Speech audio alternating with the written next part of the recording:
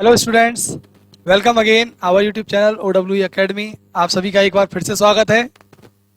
आज ये दूसरा लेक्चर है क्लास 10th का।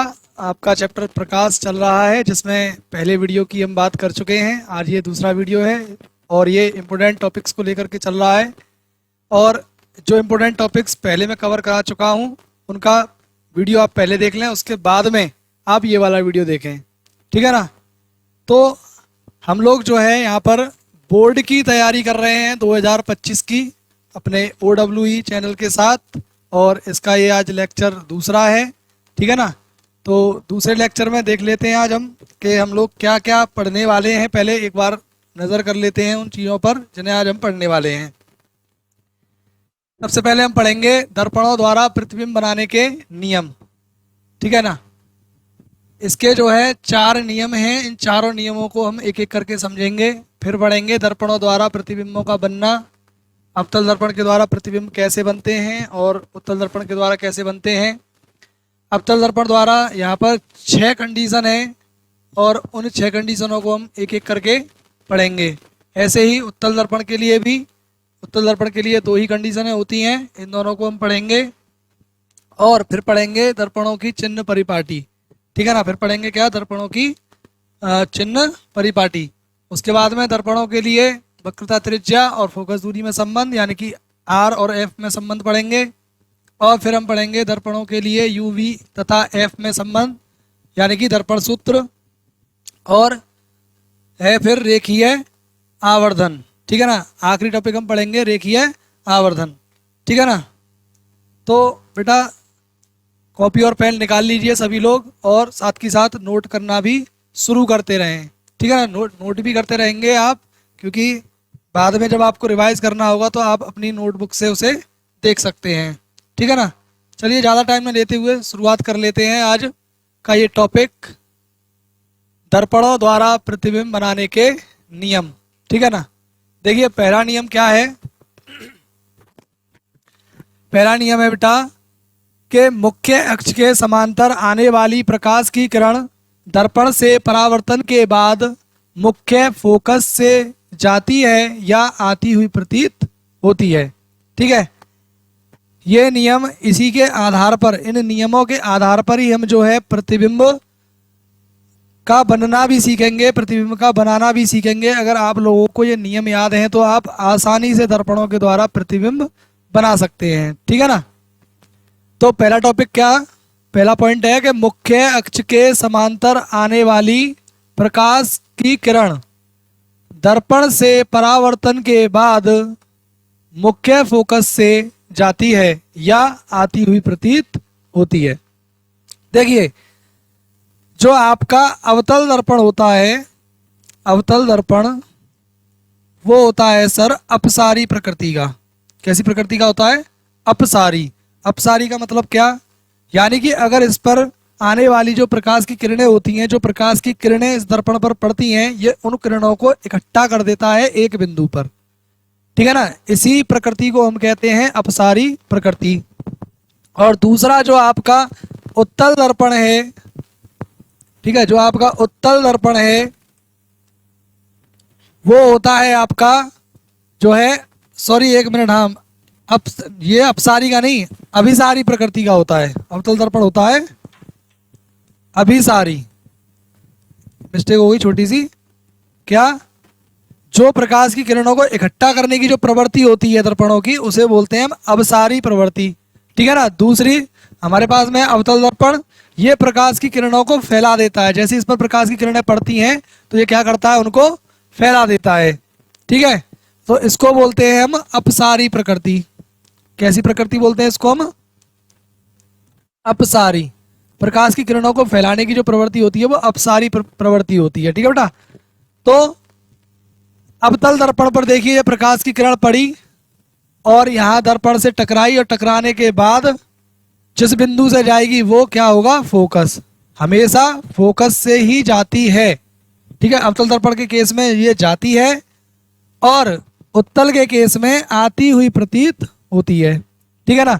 ये प्रकाश की किरण समांतर आई, ये कौन है आपके दर्पण की मुख्य अक्ष, क्या है बेटा, ये मुख्य अक्ष। मुख्य अक्ष के समांतर ये प्रकाश की किरण आई, दर्पण से परावर्तन हुआ और कहाँ से जाएगी फिर ये हमेशा फोकस से ही जाएगी।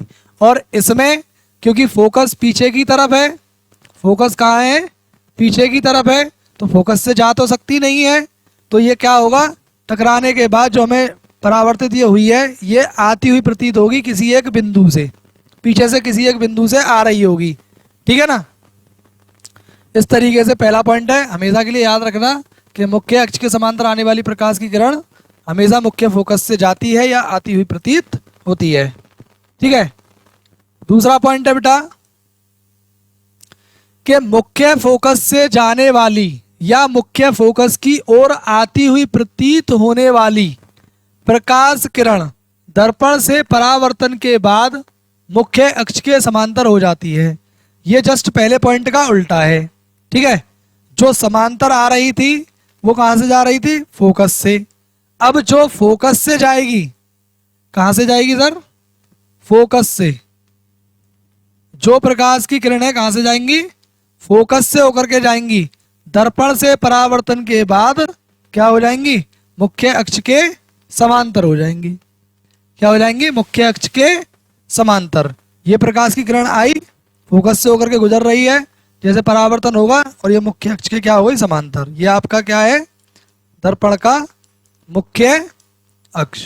ठीक है। दूसरी किरण ऐसी है, ये दर्पण के फोकस से होकर के गई, यहाँ परावर्तन हुआ और मुख्य अक्ष के समांतर हो गई। ठीक है। ये था आपका अवतल दर्पण। ठीक है। और ये है दूसरा आपका उत्तल दर्पण। उत्तल दर्पण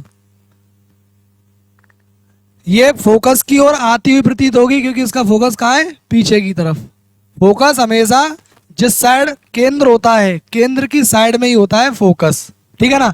तो इसका केंद्र इस तरफ होगा कहीं ना कहीं, तो केंद्र की आधी दूरी पर कौन होता है, फोकस होता है। ठीक है ना। तो ये फोकस की और पीछे पेंट हुआ है, पॉलिश हुई है पहले से ही, तो पीछे तो प्रकाश की किरण जा नहीं सकती, तो ऐसा मान लेते हैं कि ये प्रकाश की किरण पीछे किसी बिंदु पर जा रही होगी। ठीक है ना।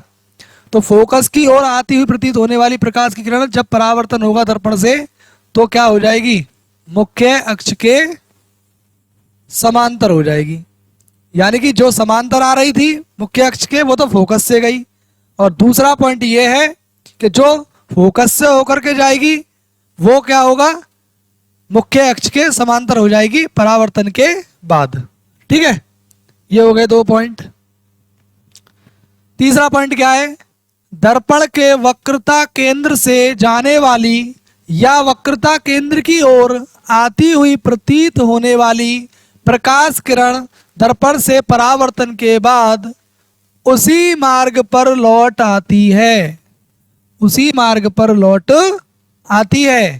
ठीक है बेटा। देखिए ये रहा दर्पण का केंद्र। ये कौन सा दर्पण है, अवतल दर्पण। ठीक है। केंद्र इस साइड होगा क्योंकि देखिए प्रकाल जो होता है बेटा, प्रकाल से आप क्या खींचते हो, आप लोग वृत्त खींचते हो, तो प्रकाल आप इस साइड ही तो रख करके खींचोगे, इस तरीके से ऐसे, तो इसी साइड होगा इसका सेंटर। और इसके लिए सेंटर कहाँ होगा कि आप प्रकाल कहीं यहाँ रखेंगे, तो इस तरीके से आप इसको घुमाएंगे प्रकाल को ऐसे करके। ठीक है। तभी खींच सकता है। ठीक है ना।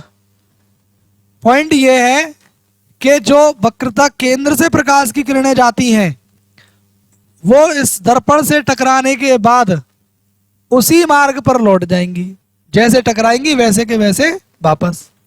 ठीक है। दूसरे केस में अवतल उत्तल वाले केस में, ये तो अवतल हो गया, पहला वाला अवतल दर्पण था ये, और ये है आपका उत्तल दर्पण। ठीक है। अब उत्तल दर्पण के केस में क्या, कि दर्पण पीछे की तरफ है, पॉलिश वाले एरिया के पीछे है, तो इसमें क्या होगा, प्रकाश की किरण वहां जा तो सकती नहीं, तो क्या होगा, दर्पण की ओर आती हुई प्रतीत होने वाली प्रकाश की किरणें परावर्तन के बाद उसी मार्ग पर वापस लौट आती हैं। ठीक है। तीसरा नियम क्या है कि अगर वक्रता केंद्र से प्रकाश की किरण जाएगी या वक्रता केंद्र की ओर आती हुई जो प्रतीत होगी प्रकाश की किरण, वो परावर्तन के बाद उसी मार्ग पर वापस लौट आएगी। ठीक है ना। ये आपका तीसरा पॉइंट हुआ। चौथा पॉइंट है दर्पण के ध्रुव पर आने वाली प्रकाश की किरणें समान कोण पर परावर्तित हो जाती हैं। देखो बेटा, जितने कोण पर प्रकाश की किरण आएगी, जैसे परावर्तन का जो नियम था कि प्रकाश की किरण जितने कोण पर आती है उतने पर ही जाती है, यानी कि आपतन कोण और परावर्तन कोण बराबर होते हैं। और ये गोलीय दर्पणों में ये घटना सिर्फ किस जगह पर होगी? ये होगी केवल ध्रुव पर, ठीक है ना। ध्रुव पर जो प्रकाश की किरणें आएंगी, ये जितने कोण पर आएंगी सेम उतने ही कोण पर ये जाएंगी। आने वाला कोण आपतन कोण होता है।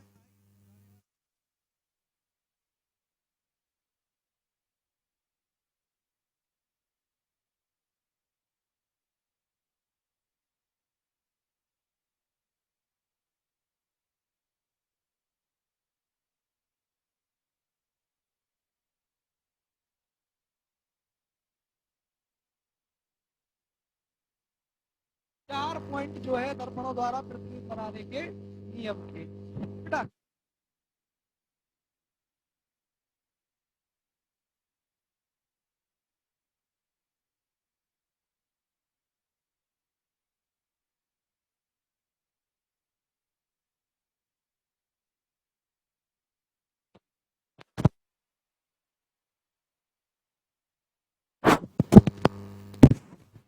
चलिए, ठीक है ना।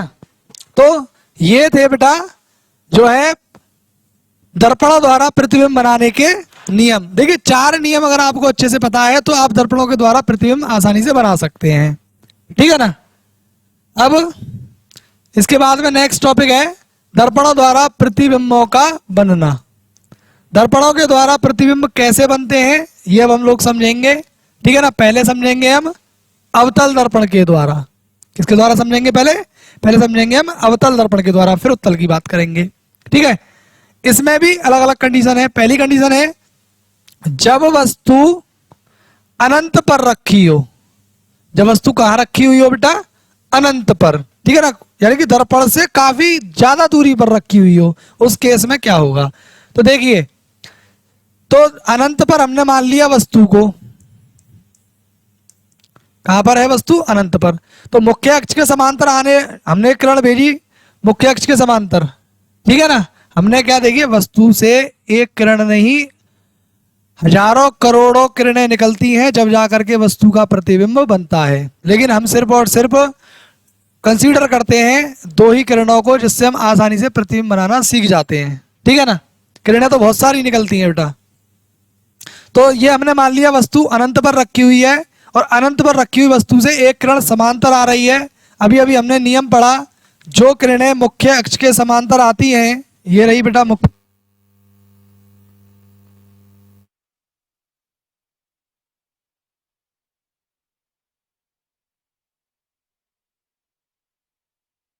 से। कहां से जाती हैं? फोकस से, ठीक है ना। ये भी इस तरफ से एक किरण हमने दी, ये भी मुख्य अक्ष के समांतर आई, परावर्तन के बाद कहां से जाएगी? फोकस से, ठीक है ना। तो ओवरऑल प्रकाश की जो किरणें मिलेंगी, सभी की सभी किरणें, क्योंकि वस्तु अनंत पर है, अनंत पर रखी हुई वस्तु के लिए सभी किरणें कैसी होंगी? समांतर आती हुई प्रतीत होंगी, ठीक है ना। तो सभी किरणें हमें कहां मिलती हुई नजर आएंगी? फोकस पर, ठीक है। इसका देखो दूसरा डायग्राम और देखो आप लोग, ये रखी है अनंत पर वस्तु, एक प्रकाश की किरण हमने भेजी फोकस से होकर के। अब आप लोग अच्छे से जानते हैं, अभी अभी आप लोगों को बताया गया है क्या, कि जो प्रकाश की किरणें फोकस से होकर जाती हैं वो सदैव परावर्तन के बाद मुख्य अक्ष के समांतर हो जाती हैं, ठीक है ना। ये रही आपकी कौन? इस दर्पण की मुख्य अक्ष, ठीक है बेटा। तो ये हमने पहली किरण कहां से आती हुई प्रतीत हुई? हमें पहली किरण आ रही है फोकस से होकर, और ये इससे टकराई, और टकराने के बाद परावर्तन उसके प्रतिबिंब बनाने के नियम से मुख्य अक्ष के क्या हो गई? समांतर। दूसरी किरण आई कहां से? केंद्र से। कहां से आई सर? केंद्र से। और केंद्र से आने वाली प्रकाश की किरणें दर्पण से परावर्तन के बाद उसी मार्ग पर लौट जाती हैं। बात सही है ना? जो किरणें दर्पण के केंद्र से आएंगी, वक्रता केंद्र से आएंगी, वो परावर्तन के बाद उसी मार्ग पर लौट जाएंगी, ठीक है ना। अब जो प्रकाश की किरणें वस्तु से आती हैं, बहुत सारी किरणें आती हैं, ठीक है ना। मैं सिर्फ कंसीडर कर रहा हूं दो किरणों को, दो से हम प्रतिबिंब बना देंगे, ठीक है ना। यहाँ पर तो ये प्रकाश की किरण फोकस से आई, ये समांतर हो गई, दूसरी हमने कहां से भेजी, इसके केंद्र से होकर के ये लौट गई। अब ये दोनों किरणें कहाँ मिली, यहाँ पर, जहां ये मिली वही वस्तु का क्या बन गया सर, प्रतिबिंब। यहां पर आप वस्तु मान सकते हैं, इस तरीके से एक एरो टाइप बना करके मान सकते हैं ये वस्तु है, ये क्या है, वस्तु। जहां ये प्रकाश की किरणें परावर्तन के बाद एक दूसरे से मिली, वही क्या बन गया बेटा, वस्तु का प्रतिबिंब। क्या बन गया, वस्तु का प्रतिबिंब, ठीक है ना। तो याद रहेगा। अब इसमें मेन हमें जो बात बतानी होती है वो क्या क्या बतानी होती है, तीन मुख्य बातें हमें हर एक पॉइंट में बताते हुए चलना है बेटा। तीन बातें क्या क्या, नंबर एक तो हमें बताते चलना है प्रतिबिंब की स्थिति। क्या बताते चलना है बेटा, प्रतिबिंब की स्थिति। और जितनी बार कंडीशनें आएंगी दर्पणों के द्वारा प्रतिबिंब बनाने की या प्रतिबिंब बनने की, उन सब में हमें ये तीन पॉइंट बताने ही बताने हैं, ठीक है ना। तो पहला पॉइंट हमें क्या बताना है, प्रतिबिंब की स्थिति, कि प्रतिबिंब कहां बनेगा, ठीक है। मैं एक अलग से ले लेता हूं स्लाइड दूसरी, उसमें देखो पहले हमें क्या बताना है, प्रतिबिंब की स्थिति। प्रतिबिंब की स्थिति, ठीक है। दूसरी जो बात बतानी है हमें वो बताना है प्रतिबिंब का आकार। प्रतिबिंब का आकार, ठीक है। और तीसरी जो मुख्य बात है वो है प्रतिबिंब की प्रकृति। प्रतिबिंब की प्रकृति, ठीक है। तो अब देखिए एक बार फिर से उसी इमेज को, एक बार फिर से इस चित्र को देखेंगे आप लोग। तो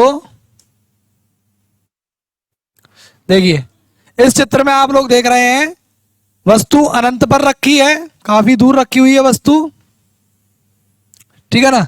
इस तरीके से मानेंगे तो आपने देखा वस्तु कहां पर बनी है, वस्तु का प्रतिबिंब कहां पर बना है, फोकस पर। ये वस्तु थी बेटा, ठीक है। और इसका प्रतिबिंब कहां पर बना है, फोकस पर। तो स्थिति मालूम चली, प्रतिबिंब कहां बना है, फोकस पर। तो हम लिख देंगे पहला पॉइंट, स्थिति कहां पर बना है प्रतिबिंब, दर्पण के फोकस पर।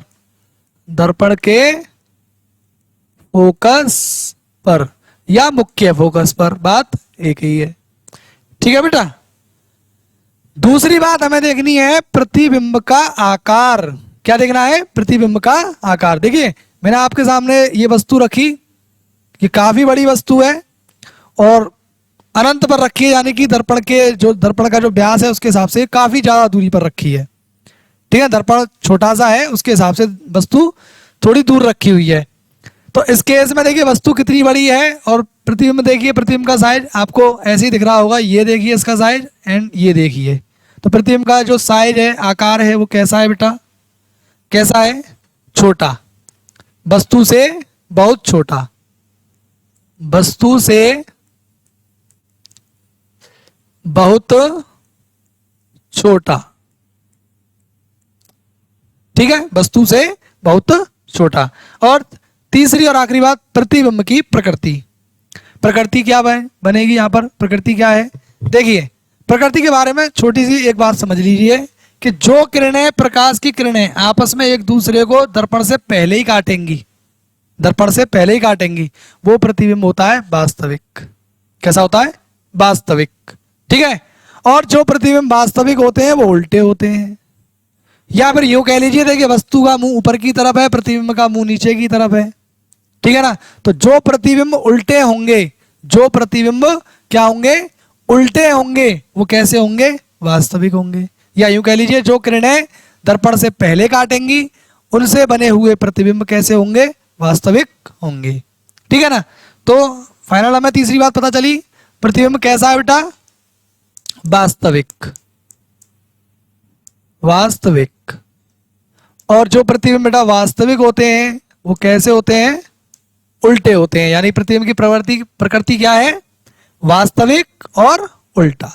प्रतिबिंब कैसा बना बेटा, वास्तविक और उल्टा। ये पहली बात क्लियर हुई जब अवतल दर्पण के सामने वस्तु अनंत पर रखी हो। देखो प्रश्न कैसे आएगा, एमसीक्यू में आ जाता है ये, इतना बड़ा प्रश्न, इतना बड़ा प्रश्न काय में आ जाता है एमसीक्यू में।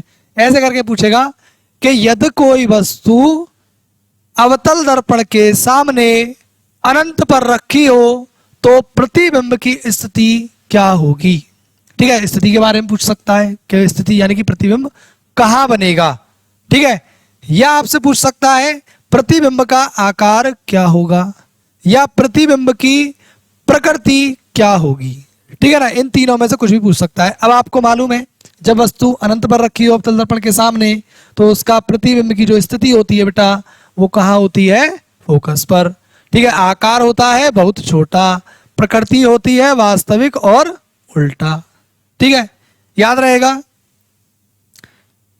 नेक्स्ट, अब अगला पॉइंट है जब वस्तु अनंत तथा वक्रता केंद्र के बीच रखी हो। अब वस्तु कहां रखी हो बेटा, अनंत और वक्रता केंद्र के बीच। ठीक है, अवतल दर्पण के लिए पढ़ रहे हैं हम लोग, तो ये रहा बेटा अवतल दर्पण आपके सामने।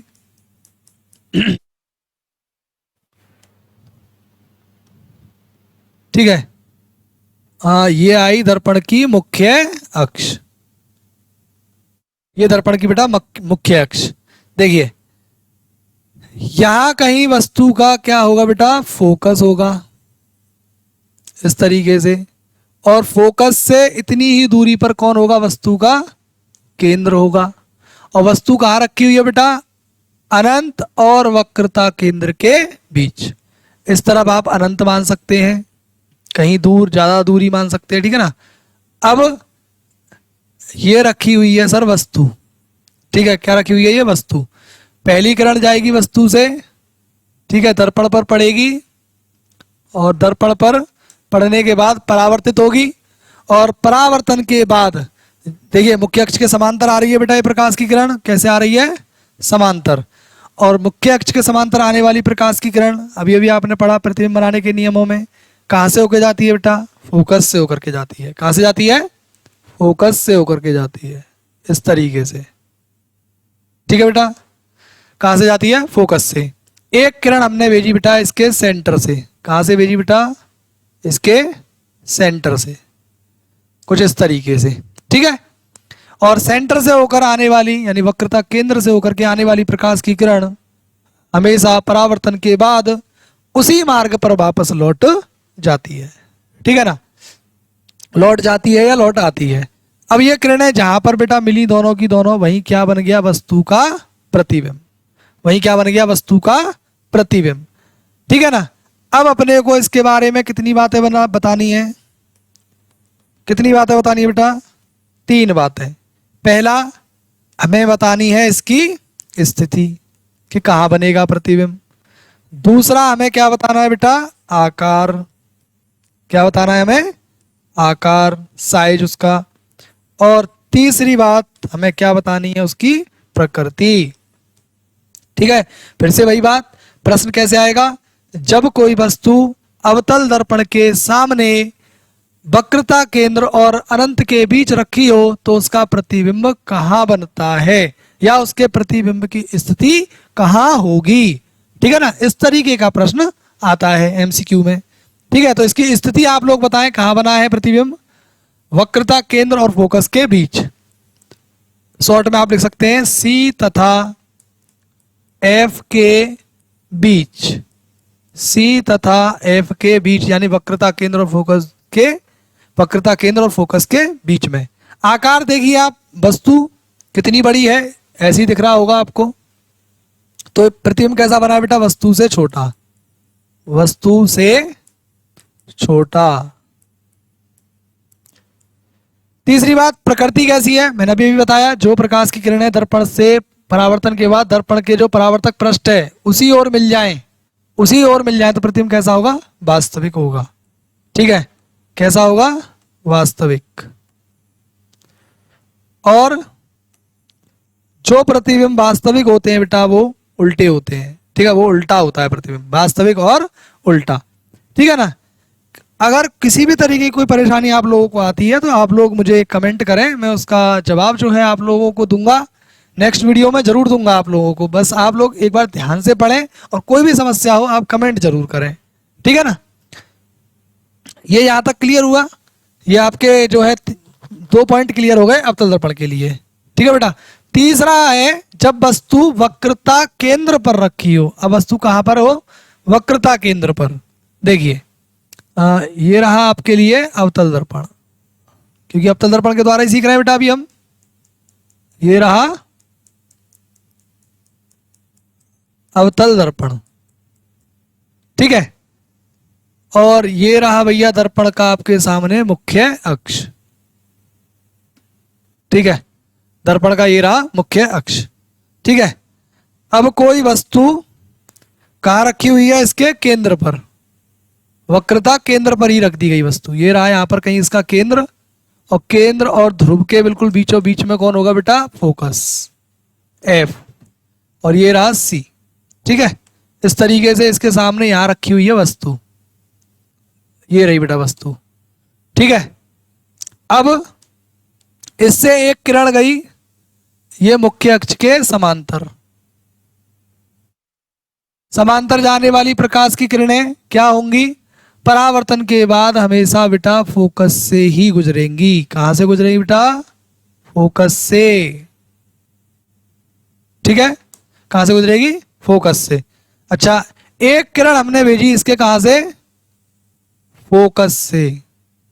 कहां से भेजी बेटा? फोकस से। और फोकस से होकर जाने वाली प्रकाश की किरणें देखिए मुख्य अक्ष के समांतर आई। ये तो कहां से होकर गुजर गई? फोकस से होकर के गुजर गई। दूसरी किरण अब आ रही है बेटा वो फोकस से होकर के। तो फोकस से होकर आने वाली प्रकाश की किरणें दर्पण से परावर्तन के बाद कहां से होकर जाती हैं? मुख्य अक्ष के समांतर हो जाती है। मुख्य अक्ष के क्या हो जाती हैं? समांतर हो जाती हैं, ठीक है। अब जहां पर ये प्रकाश की किरणें मिली बेटा, वहीं क्या बन गया? वस्तु का प्रतिबिंब। वहीं क्या बन गया? वस्तु का प्रतिबिंब, ठीक है।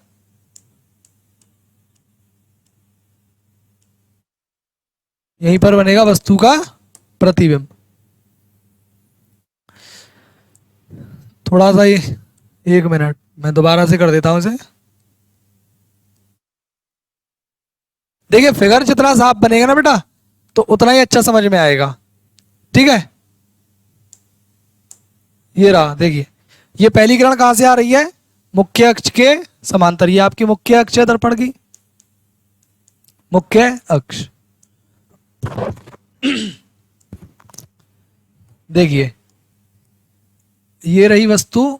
मैं इसका एक बार पहले से ही एडजस्टमेंट कर लेता हूं जिससे ही ज्यादा प्रॉब्लम ना हो, ठीक है। समांतर आने वाली प्रकाश की किरण अब कहां से जाएगी?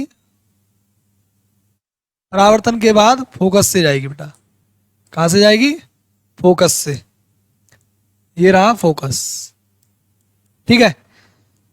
दूसरी प्रकाश की किरण हमने कहां से भेजी? इसके फोकस से होकर।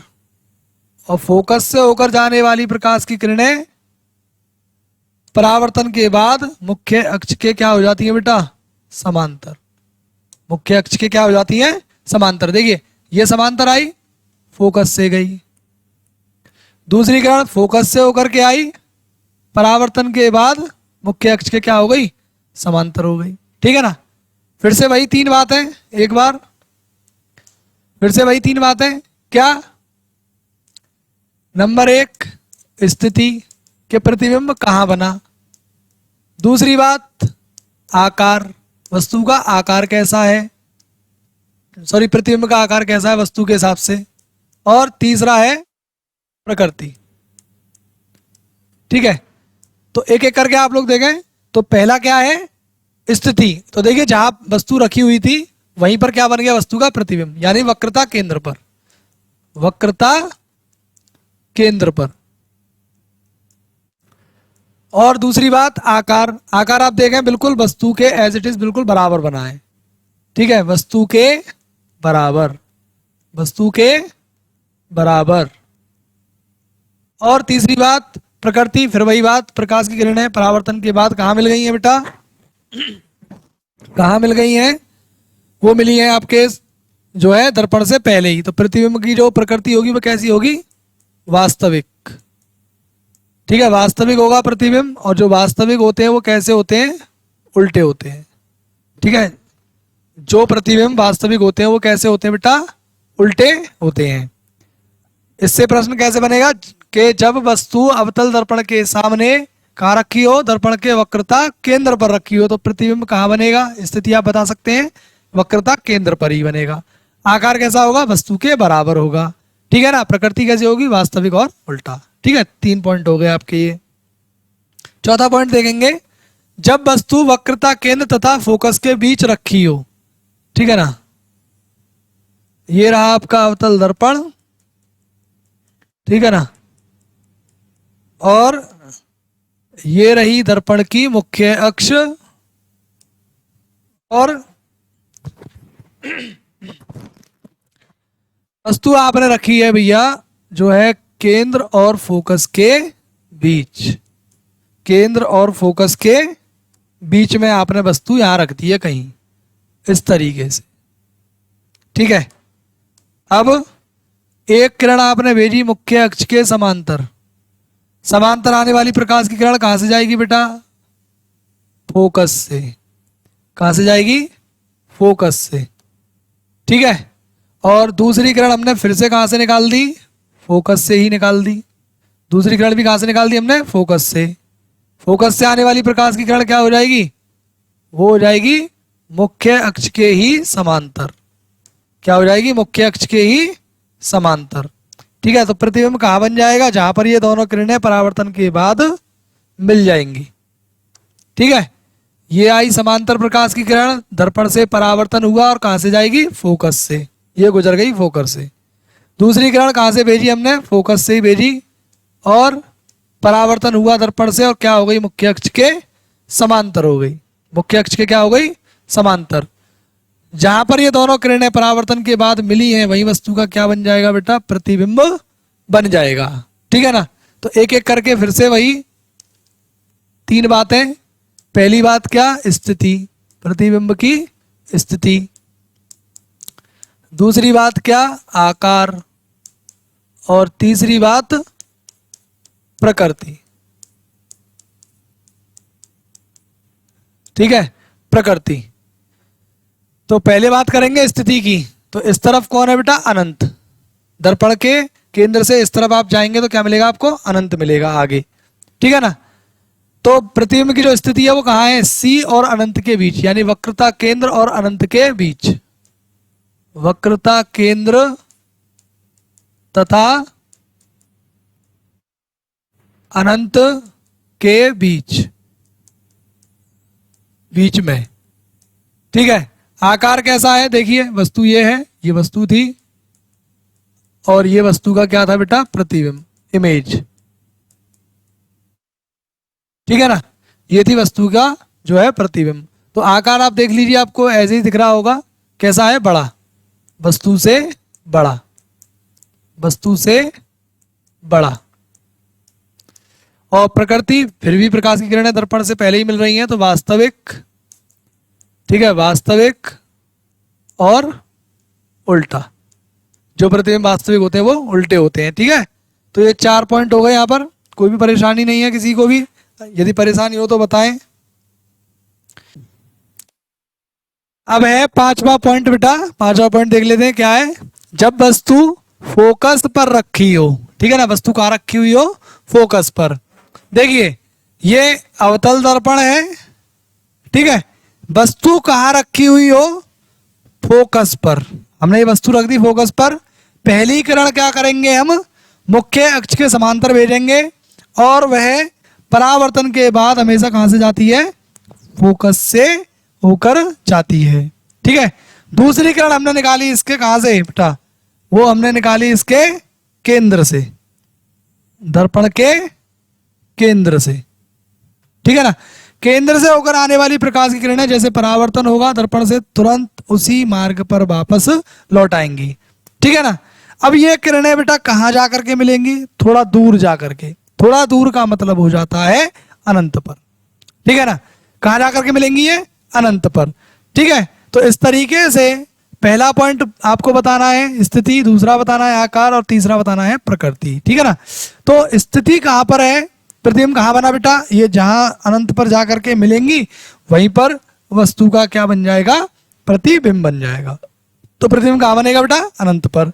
और प्रतिबिंब कैसा बनेगा, देखो बेटा इस तरफ अगर मैं इस लाइन को आगे बढ़ा दूं ऐसे, और ये आगे चल करके यहाँ आकर के मिले, तो इसका जो आकार हो जाएगा, देखो यहाँ कहीं क्या बनेगी इसकी, यहाँ पर तो बनेगी इसकी मुख्य अक्ष, और वस्तु का जो ये जो किरणें हैं ये यहाँ कहीं आकर के मिल जाएंगी, और यहाँ आकर के जैसे ये मिलेंगी तो अगर हम यहाँ से इन पॉइंटों को यहाँ से मिलाएंगे इससे ऐसे करके, तो प्रतिबिंब काफी बड़ा हो जाएगा। ठीक है ना। तो प्रतिबिंब कैसा बनेगा बेटा, वस्तु से बहुत ही बड़ा। ठीक है ना। और प्रकृति कैसी होगी, क्योंकि प्रकाश की किरणें दर्पण से पहले ही मिल जा रही हैं। ठीक है ना। तो वास्तविक होगा, और जो प्रतिबिंब वास्तविक होते हैं बेटा वो उल्टे होते हैं। ठीक है। इसके बाद में अब है छठवां पॉइंट, जब वस्तु फोकस तथा ध्रुव के बीच रखी हो। जब वस्तु कहाँ रखी हो बेटा, फोकस और ध्रुव के बीच। ठीक है ना। देखिए ये रहा अवतल दर्पण, ये इसका ध्रुव है, परावर्तक पृष्ठ का जो मध्य बिंदु होता है इसको ध्रुव कहते हैं। ये रहा बेटा फोकस, पहली किरण मुख्य अक्ष के समांतर गई, परावर्तन के बाद फोकस से होकर गुजरेगी। ठीक है। दूसरी किरण हमने भेजी कहां से बेटा, सेंटर से, सेंटर से गई और इससे टकरा करके वापस उसी मार्ग पर लौट आएगी। तो ये प्रकाश की किरणें इस तरीके से देखो आगे की तरफ खुलती जा रही है बेटा, तो ये आगे और भी खुलती जाएगी, तो ये प्रकाश की किरणें आगे की ओर जाकर के नहीं मिलेंगी। तो इसको हम क्या करेंगे बेटा, इसको हम जो है वो दर्पण के पीछे इन किरणों को हम ले जा करके मिला देंगे, और यहाँ पर जहां पर ये किरणें मिलेंगी वहीं पर वस्तु का प्रतिबिंब बन जाएगा। ये वस्तु है, ये प्रतिबिंब है। तो इससे हमें देखिए वही फिर बात बतानी है, स्थिति, आकार और प्रकृति। स्थिति देखिए कहाँ बना है प्रतिबिंब, दर्पण के पीछे, दर्पण के पीछे। ठीक है। और आकार कैसा है, देखिए आकार आपको आंखों से ऐसे ही दिख रहा है, देखो ये वस्तु है इतनी छोटी है, प्रतिबिंब बड़ा है, तो आप कहेंगे वस्तु से बड़ा। आकार कैसा है, वस्तु से बड़ा। ठीक है। और प्रकृति देखिए, प्रकाश की किरणें अब दर्पण के पीछे मिल रही हैं बेटा, कहाँ मिल रही हैं, पीछे। ठीक है। पीछे जब भी मिलेंगी प्रकाश की किरणें मिल नहीं रही हैं, वो मिलाती हुई हम वैसे ही इनको डॉट डॉट करके अपनी तरफ से मिला दे रहे हैं, मान ले रहे हैं कि पीछे की तरफ, क्योंकि आगे तो मिल नहीं रही है प्रकाश की किरणें, आगे तो फैलती जा रही हैं। ठीक है ना, फैलती जा रही हैं, पीछे की तरफ मिलती हुई प्रतीत मान लेते हैं इनको, कहीं पीछे जा करके मिल जाएंगी। ठीक है ना। तो पीछे जब भी प्रतिबिंब बनेगा वो आभासी बनेगा, और बेटा जो प्रतिबिंब आभासी होते हैं वो सीधे होते हैं। तो प्रतिबिंब कैसा बनेगा, आभासी और सीधा। ठीक है ना, आभासी और सीधा। ठीक है ना। ये बहुत ज्यादा पूछा जाता है एग्जाम में ये वाला पॉइंट, कि जब कोई वस्तु अवतल दर्पण के सामने रखी हुई है और उसके द्वारा आभासी प्रतिबिंब बन रहा है, वस्तु से बड़ा बन रहा है, तो वह वस्तु दर्पण के सामने कहाँ पर रखी है, यानी वस्तु की स्थिति पूछ लेगा प्रतिबिंब की बजाय। तो वस्तु बेटा कहाँ पर रखी हुई है, आपके फोकस और ध्रुव के बीच में। मतलब किसी में भी पूछ सकता है, ये 6 के 6 पॉइंटों में किसी में भी सीधा भी पूछ सकता है, उल्टा भी। यानी वस्तु की स्थिति दे करके प्रतिबिंब की स्थिति पूछ लेगा, या फिर प्रतिबिंब की स्थिति दे करके वस्तु की स्थिति पूछ लेगा। ठीक है ना। या चाहे आकार पूछ लेगा, चाहे आपसे प्रकृति पूछ लेगा, कुछ भी पूछ सकता है इनमें से। ठीक है बेटा, क्लियर है बिल्कुल। ठीक है। इसके बाद में नेक्स्ट आपका पॉइंट क्या है, हाँ अब आ गया नया उत्तल दर्पण द्वारा। देखिए अवतल के द्वारा जो प्रतिबिंब बनते थे उनकी 6 की 6 कंडीशन हम लोग पढ़ चुके हैं। अब उसके बाद में जो है उत्तल दर्पण के द्वारा अब हम लोग पढ़ेंगे कि उत्तल दर्पण के द्वारा प्रतिबिंब कैसे बनते हैं। ठीक है ना। नियम वही है जो हम उसमें बता चुके हैं, उत्तल दर्पणों के द्वारा प्रतिबिंब बनाने के नियमों में वही नियम है। पहला नियम है बेटा, जब वस्तु अनंत पर रखी हो। कहाँ रखी हुई हो बेटा, वस्तु अनंत पर। वस्तु कहाँ रखी हुई हो, अनंत पर। ये रहा बेटा उत्तल दर्पण,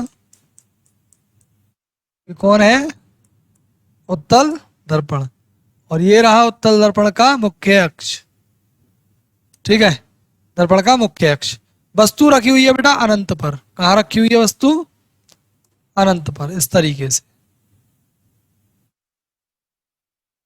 वस्तु रखी हुई है अनंत पर, ये रही। ठीक है। और ये आ रही है प्रकाश की किरण, इसके जो है इससे वस्तु से आ रही है इस तरीके से। ठीक है ना।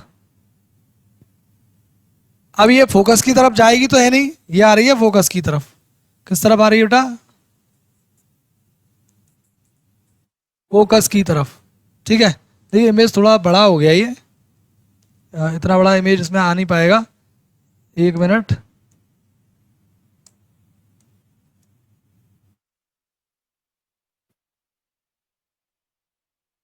ठीक है, देखो ये रहा मुख्य अक्ष इस तरीके से, और ये रही बेटा वस्तु, और कहां पर है वस्तु? अनंत पर। इस तरीके से वस्तु है अनंत पर। ठीक है, अब एक किरण ये आ रही है वस्तु से इस तरीके से, ये जाती हुई प्रतीत होगी इसके फोकस की तरफ। कहाँ जाती हुई प्रतीत होगी? फोकस की तरफ। ठीक है, और दूसरी प्रकाश की किरण जो है फिर इसी तरीके से, हम वस्तु काफी बड़ी है ये, इस तरीके से दूसरी ऐसे करके मान लेते हैं, तो ये भी कहां से जाती हुई प्रतीत होगी हमें? ये भी हमें जाती हुई प्रतीत होगी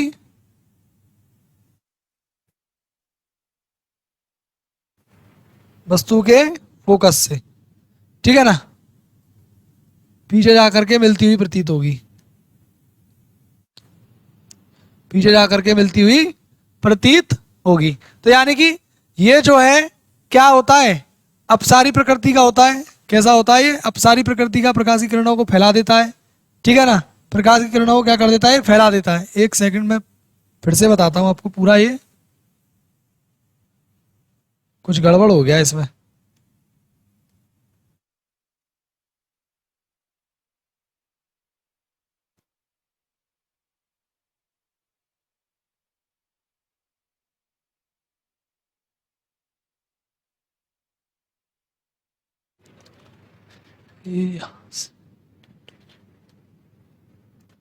ठीक है, देखिए ये रहा बेटा उत्तल दर्पण।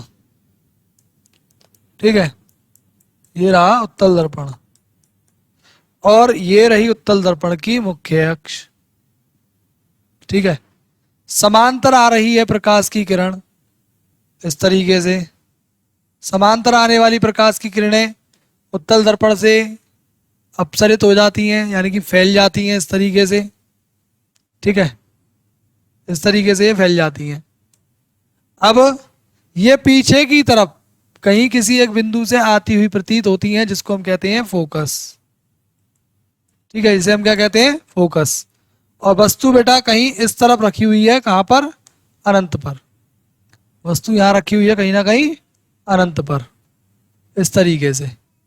ठीक है ना, तो उत्तल दर्पण जो होता है वो प्रकाश की किरणों को अनंत से आ रही होंगी तो वो समांतर ही मानी जाएंगी।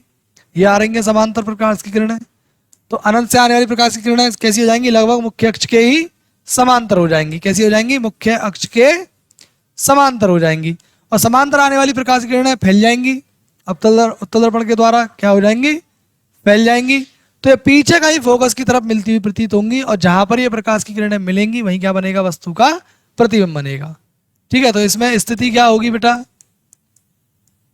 स्थिति वही तीन बातें फिर इसमें भी बतानी है, आकार और प्रकृति। स्थिति, आकार और प्रकृति। स्थिति बेटा कहाँ बना है प्रतिबिंब? फोकस पर। ज्यादातर पूछा जाता है कि जब वस्तु अनंत पर रखी हो तो प्रतिबिंब कहाँ बनता है? फोकस पर। आकृति, अनंत पर रखी हुई वस्तु की आकृति छोटी, बहुत छोटी, या फिर बहुत छोटा। ठीक है ना, प्रतिबिंब कैसा बनेगा बेटा? बहुत ही छोटा।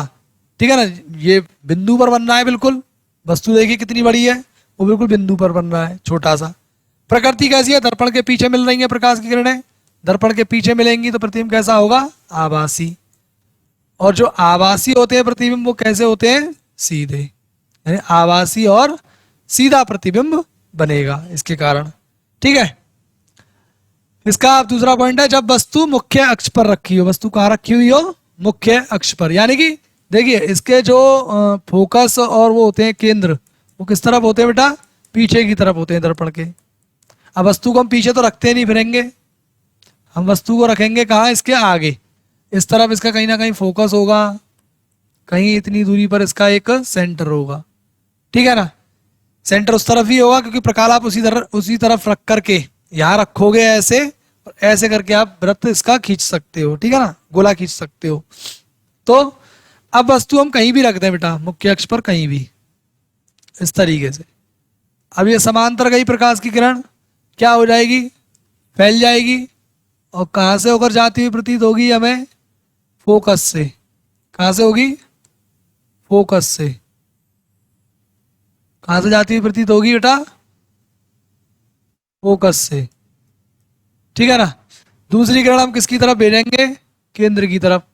केंद्र की तरफ जाती हुई प्रतीत होने वाली प्रकाश की किरणें या केंद्र की ओर आती हुई प्रतीत होने वाली प्रकाश की किरणें परावर्तन के बाद उसी मार्ग पर लौट आती हैं, ठीक है ना। अब देखिए ये प्रकाश की किरणें पीछे जाकर के यहां पर काट रही हैं, यहीं पर क्या बन जाएगा, वस्तु का प्रतिबिंब।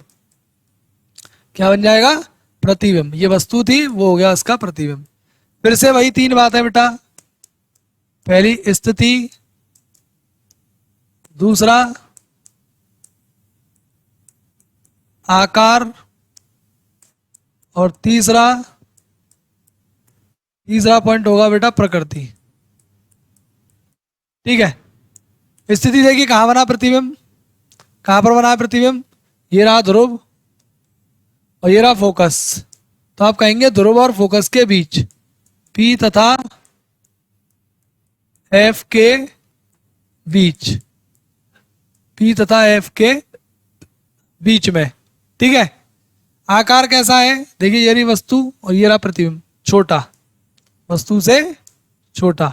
प्रकृति कैसी है बेटा, दर्पण के पीछे बना है ना, तो आभासी, और जो आभासी होते हैं वो सीधे होते हैं, आभासी और सीधा, ठीक है। इसके द्वारा दो ही कंडीशनें होती हैं, उत्तल दर्पण की दो ही कंडीशन होती है बेटा। इन दोनों कंडीशनों में से किसी को भी पूछ सकता है। अच्छा, इसमें एक बात और याद रखने वाली है, ये फोकस था ना, उत्तल दर्पण के द्वारा जो प्रतिबिंब बनता है वो कभी भी उसके फोकस से आगे नहीं बन सकता। देखिए एक कंडीशन थी इसमें, क्या, जब वस्तु अनंत पर थी तो प्रतिबिंब कहां बना, फोकस पर। दूसरी कंडीशन में जब वस्तु मुख्य अक्ष पर कहीं भी रखी जाती है तो P तथा F के बीच में बनता है, P और F के बीच में प्रतिबिंब बनेगा, P और F के बीच में, यानी प्रतिबिंब कभी भी फोकस से उधर बन ही नहीं सकता। अधिकतम दूर बनेगा तो कहां बन सकता है, लास्ट फोकस पर, ठीक है ना। तो कभी कभी कहा जाता है एक उत्तल दर्पण की फोकस दूरी 10 सेंटीमीटर है, तो उसका प्रतिबिंब अधिकतम कितनी दूरी पर बन सकता है, तो फोकस दूरी कितनी है, 10 सेंटीमीटर, तो अधिकतम 10 सेंटीमीटर पर ही प्रतिबिंब बन सकता है। ऐसा न्यूमेरिकल भी है बेटा, है ना। अब इसके बाद में देखते हैं बेटा क्या, दर्पणों की चिन्ह परिपाटी। क्या है बेटा, चिन्ह परिपाटी। देखिए बहुत ही सरल तरीके से आप लोग समझेंगे चिन्ह परिपाटी को। ये मान लीजिए दर्पण का क्या है बेटा, ध्रुव। क्या है ये दर्पण का, ये है ध्रुव P, ठीक है ना, P पोल है ध्रुव यानी कि, ठीक है।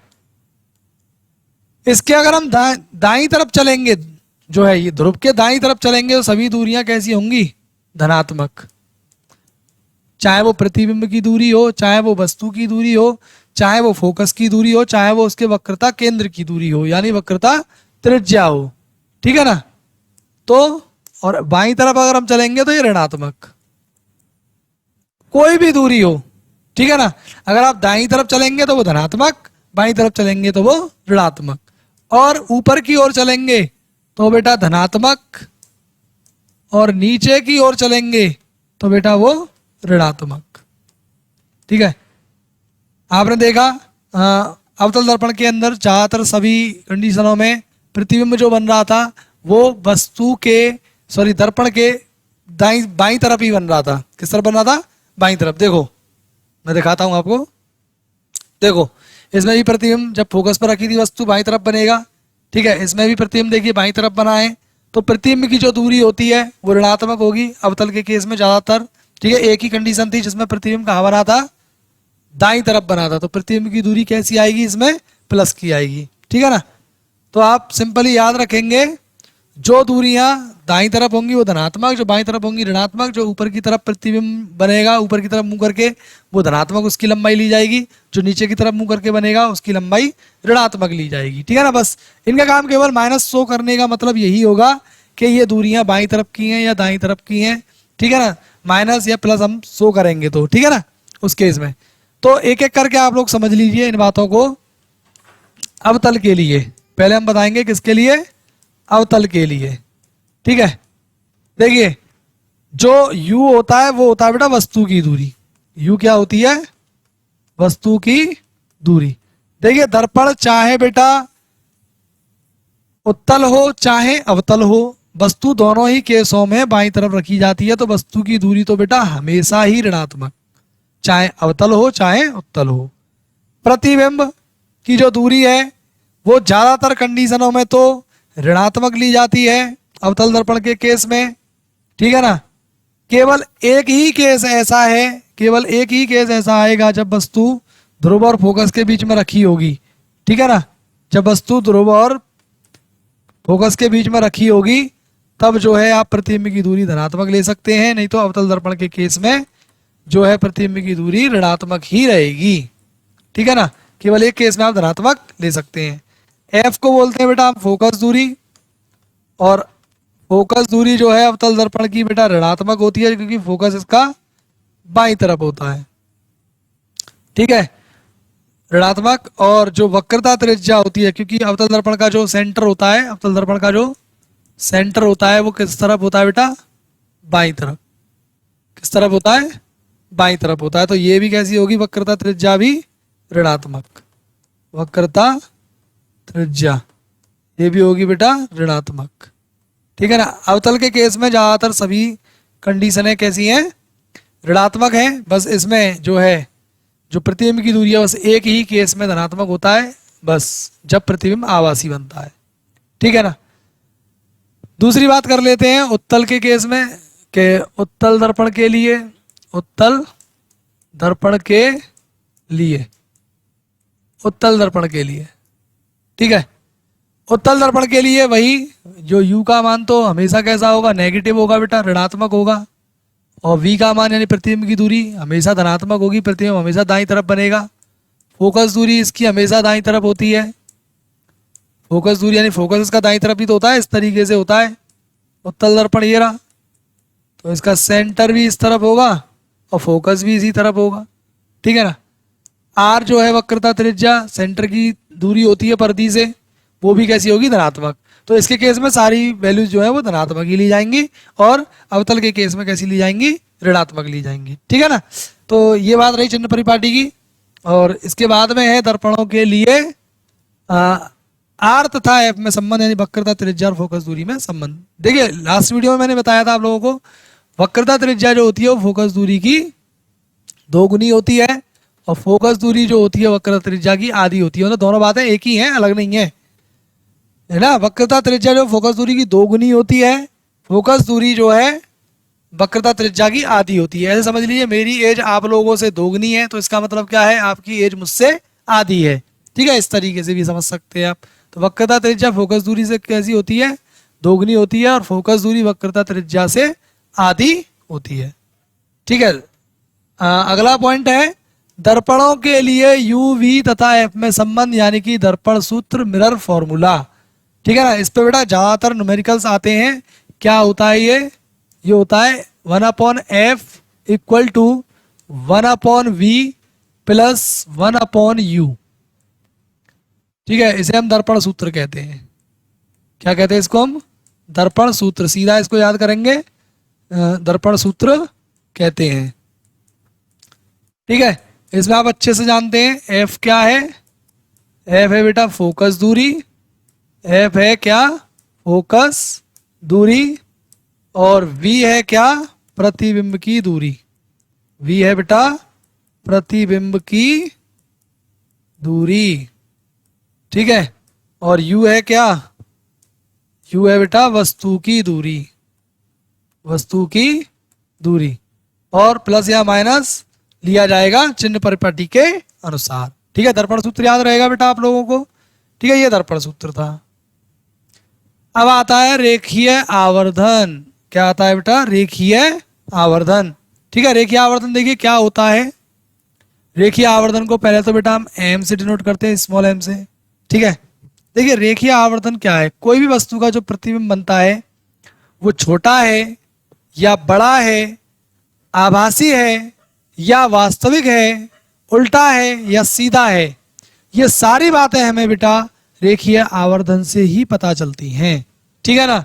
तो इसकी जो परिभाषा है वो बड़ी सिंपल है बेटा, कि प्रतिबिंब की लंबाई, ठीक है, प्रतिबिंब की लंबाई, जो मैं बोल रहा हूं वो आप लिख सकते हैं। प्रतिबिंब की लंबाई, चाहे लंबाई कह लो चाहे ऊंचाई कह लो, बात दोनों एक ही है। प्रतिबिंब की लंबाई या ऊंचाई और वस्तु की लंबाई या ऊंचाई, वस्तु की लंबाई या कह लीजिए ऊंचाई का जो अनुपात होता है बेटा, प्रतिबिंब की लंबाई और वस्तु की लंबाई का जो अनुपात होता है उसी को हम कहते हैं रेखीय आवर्धन। ठीक है ना। जैसे कि मान के चलिए आपके बाद, चलो मैं बात करूंगा एक एग्जांपल को लेकर के, पहले आप इसे समझें, परिभाषा को याद करेंगे पहले, कि प्रतिबिंब की लंबाई और वस्तु की लंबाई के अनुपात को ही हम क्या कहते हैं, रेखीय आवर्धन कहते हैं। प्रतिबिंब की जो लंबाई हम मान लेते हैं एच डैश, और एच को मान लेते हैं प्रतिबिंब की, सॉरी, वस्तु की लंबाई। ठीक है ना। इस तरीके से एक और भी संबंध होता है बेटा इसका, वो होता है माइनस के वी अपॉन यू, यानी कि प्रतिबिंब की दूरी और वस्तु की दूरी का जो अनुपात होता है उसी को हम जो है क्या कहते हैं, आपके लिए रेखीय आवर्धन कहते हैं। ठीक है ना। इसके लिए देखिए अब आपको समझ में आएगा मेन मोटिव अब क्या है, इससे इसी से मालूम चलता है प्रतिबिंब कैसा है, वास्तविक है, आभासी है, सीधा है, उल्टा है, कैसा है। ठीक है ना। अगर देखिए m का मान बेटा आ जाता है धनात्मक, धनात्मक अगर m का मान आ जाता है तो प्रतिबिंब होगा बेटा आभासी। कैसा होगा, आभासी। और जो प्रतिबिंब आभासी होते हैं वो सीधे होते हैं, प्रतिबिंब होगा सीधा। ठीक है ना। अगर m का मान बेटा माइनस का आ जाता है, कैसा आ जाता है, माइनस का आ जाता है, तो प्रतिबिंब होगा बेटा वास्तविक, और जो प्रतिबिंब वास्तविक होते हैं वो प्रतिबिंब होते हैं बेटा उल्टे, प्रतिबिंब उल्टा होगा, वास्तविक और उल्टा होगा। ठीक है ना। m का मान एक और बात पर डिपेंड करेगा बेटा, m का मान अगर आता है बेटा क्या, m का मान 1 से कम आता है तो जो प्रतिबिंब होगा वो वस्तु से छोटा होगा, प्रतिबिंब वस्तु से छोटा होगा। अगर m का मान बेटा 1 से अधिक आ जाता है तो प्रतिबिंब वस्तु से बड़ा होगा, बड़ा होगा, ये आकार बता सकता है। अगर बेटा m का मान 1 ही आ जाए, क्या आ जाए 1, तो प्रतिबिंब कैसा होगा, वस्तु के बराबर, प्रतिबिंब वस्तु के बराबर होगा, वस्तु के बराबर होगा। ठीक है बेटा। m जो है क्या बताता है, प्रतिबिंब की प्रकृति बताता है, प्रतिबिंब का आकार बताता है। ठीक है ना। इस तरीके से अगर m का मान अगर धनात्मक आता है तो प्रतिबिंब की प्रकृति में आभासी और सीधा होगा, और जो है ऋणात्मक अगर m का मान आता है तो प्रतिबिंब प्रकृति में वास्तविक और उल्टा होगा। m का मान अगर 1 से छोटा आता है तो प्रतिबिंब आकार में वस्तु से छोटा होगा, और m का मान अगर 1 ही आ जाता है तो वस्तु के बराबर होगा प्रतिबिंब, और m का मान यदि 1 से बड़ा आ जाता है तो प्रतिबिंब वस्तु से बड़ा बनेगा। ठीक है ना। ये बात थी m की। अच्छा, मैं एक बात अभी कह रहा था आप लोगों से कि अगर अपन मान लेते हैं एग्जाम्पल के लिए कि कोई प्रतिबिंब वस्तु से जो प्रतिबिंब की जो दूरी थी वो थी 20 सेंटीमीटर, प्रतिबिंब बना 20 सेंटीमीटर दूर। अगर कोई वस्तु 30 सेंटीमीटर दूर रखी हुई थी, उससे प्रतिबिंब बना कितनी दूर, 20 सेंटीमीटर दूर। ये बना अवतल के केस में हम कह रहे हैं, बात किसके केस में कह रहे हैं, अवतल के केस में। तो वस्तु की दूरी माइनस की लेंगे, ठीक है, और प्रतिबिंब कहाँ बन रहा है, 20 सेंटीमीटर की दूरी पर बन रहा है, 20 सेंटीमीटर की दूरी पर बन रहा है, तो प्रतिबिंब की दूरी भी ऋणात्मक लेंगे इस केस में। तो अपन यहाँ रखेंगे v और u का वैल्यू, तो माइनस तो ऑलरेडी है, v का वैल्यू क्या रखेंगे, माइनस का 20, और u का वैल्यू क्या रखेंगे, माइनस का 30। माइनस से ये माइनस कट गया, 0 से एक 0 कट गया, 2/3। ठीक है बेटा। अगर हम 2 के 3 हिस्से करेंगे, 2 के 3 हिस्से करेंगे तो 1 से छोटा छोटा हिस्सा आएगा, यानी देखिए 3 का भाग कर लीजिए बेटा 2 में, 0 पॉइंट बढ़ा करके 0 बढ़ाएंगे तो 3 छिके 18, यानी 0.6 के करीब आएगा, माइनस के 0.6। तो m का मान बेटा कैसा आ रहा है, माइनस आ रहा है और 0.6 आ रहा है। तो आप यहां पर कह सकते हैं प्रतिबिंब कैसा होगा, माइनस को देख करके तो आप कहेंगे वास्तविक होगा। ठीक है, आपने प्रकृति बता दी वास्तविक, और कैसा होगा बेटा उल्टा। और ये मान जो 0.6 ये 1 से छोटा होता है, तो वस्तु का जो आकार होगा, वो प्रतिबिंब का जो आकार होगा वो वस्तु से छोटा होगा। प्रतिबिंब वस्तु से छोटा होगा। ठीक है ना। तो m से हमें ये सारी बातें पता चलती हैं। तो बेटा ये था आज के वीडियो में आपके सामने। ठीक है ना, कोई भी टॉपिक अभी हमने इसमें छोड़ा नहीं, बिल्कुल शुरू से बेसिक से लेकर के चल रहे हैं, एक एक टॉपिक को कवर अप कर रहे हैं। देखिए अभी भी कोई ज़्यादा टाइम नहीं गुजरा है बेटा, नवंबर चल रहा है। नवंबर में आप लोग नवंबर, दिसंबर, जनवरी, अगर 3 महीने भी अगर आप लोगों के पास हैं तो 3 महीने में भी आप लोग अच्छे से तैयारी कर सकते हैं, कोई घबराने वाली बात इसमें नहीं है। ठीक है, अभी भी हम आप लोगों को सिलेबस बहुत अच्छे से कराएंगे। बस उसके लिए आपको करना क्या है कि हमारे चैनल से आपको जुड़े रहना है। चैनल को आपने सब्सक्राइब नहीं किया है, उसको सब्सक्राइब कर लेना है, अपने दोस्तों के साथ में शेयर भी करना है। और अगर हमारा वीडियो आपको समझ में आ रहा है तो वीडियो को लाइक करना है और कमेंट भी करनी है, बताना है हमें कि आप लोगों को कहाँ से कौन सी बात समझ में नहीं आ रही है, कौन सी बात आपको अच्छे से समझ में आ रही है। ठीक है, ये बात हमें जरूर बताएं कमेंट में। ठीक है ना। और बाकी आप लोगों का बहुत बहुत धन्यवाद यहाँ तक जुड़े रहने के लिए। मिलते हैं आपसे नेक्स्ट वीडियो में। धन्यवाद।